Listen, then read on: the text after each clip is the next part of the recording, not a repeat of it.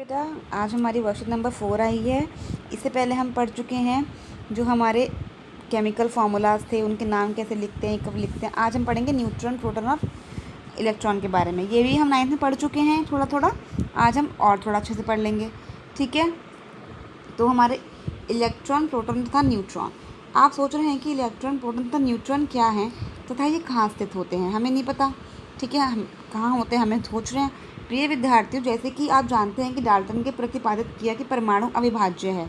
मतलब कि जो हमारे एक परमाणु है, हमारा जो एटम है, वो उसको हम डिवाइड नहीं कर सकते, वो अविभाज्य। जैसे हमने पढ़ा था, जैसे हमने कोई एक परमाणु तो था, जैसे हमारा एक ऑक्सीजन था, हमारा नाइट्रोजन था, ये एक परमाणु ही तो है, इनको हम अलग नहीं कर सकते, ठीक है। इनको हम डिवाइड नहीं कर सकते, ठीक है।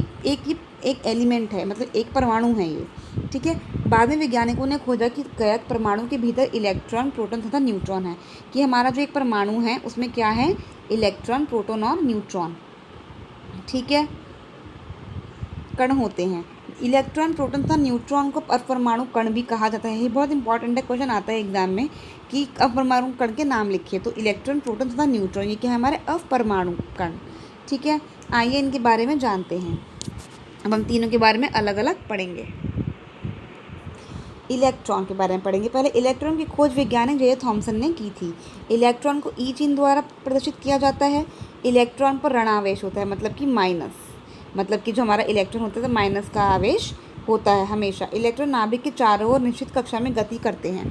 जैसे हमारा ये परमाणु है, तो जो हमारे ये है ना गति, हमारे जो ये ऑर्बिटल्स बने हुए हैं, इसमें ये जो देख रहे हैं आप, इसमें ये क्या है, इलेक्ट्रॉन्स हैं। क्या है ये, इलेक्ट्रॉन्स हैं। देखो माइनस माइनस लिखा हुआ है ना, तो कितने इलेक्ट्रॉन्स हैं, 1 2 3 4 5, है ना। कितने इलेक्ट्रॉन्स हैं हमारे, 1 2 3 4 5 इलेक्ट्रॉन्स दिख रहे हैं मुझे इसमें, ठीक है, ठीक है। प्रोटॉन की खोज किसने की, सॉरी अभी हम यहाँ तक थे, ठीक है। कक्षा की कोश भी कहते हैं, कक्षा को कोश भी कहते हैं। कक्षा मतलब ये जो कक्षा दिखाई गई है ना, ये ऑर्बिटल्स, इनको कोश भी कहते हैं, ठीक है।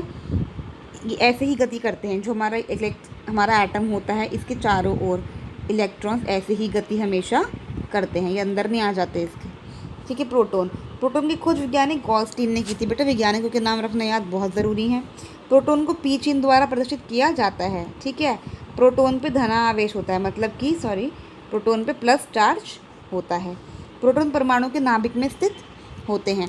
जो हमारे प्रोटॉन्स होते हैं वो हमारे कहाँ स्थित होते हैं, परमाणु के अंदर। ये जो दिख रहे हैं आपको पॉजिटिव वाले, है ना, ये प्लस वाले, ये सारे हमारे क्या हैं, प्रोटॉन्स हैं, ठीक है। अब हम पढ़ते हैं न्यूट्रॉन्स के बारे में। न्यूट्रॉन की खोज वैज्ञानिक जेम्स चैडविक ने की थी। न्यूट्रॉन को एन चिन्ह द्वारा दर्शाया जाता है। न्यूट्रॉन उदासीन होता है, मतलब इस पर कोई आवेश नहीं होता, इस पर ना माइनस होता है ना ही प्लस होता है, ठीक है, कभी भी नहीं होता, ये हमेशा ऐसा ही रहता है, और क्योंकि ये उदासीन होता है। न्यूट्रॉन नाभिक में ही स्थित होता है। न्यूट्रॉन भी कहाँ होता है स्थित, नाभिक के अंदर। ये जो ब्लू वाले हमें दिखाए गए हैं, ठीक है, हम देख सकते हैं इसमें, हाँ, ये जो हमारे ब्लू वाले हैं, ब्लू वाले हमारे क्या हैं, ये हमारे न्यूट्रॉन्स हैं, ये भी अंदर स्थित होते हैं। प्रोटॉन्स और न्यूट्रॉन्स हमारे अंदर स्थित होते हैं। इलेक्ट्रॉन्स हमारे कक्षा में ऐसे गति करते हैं, ठीक है। अब नेक्स्ट वीडियो में देखते हैं बेटा आगे का।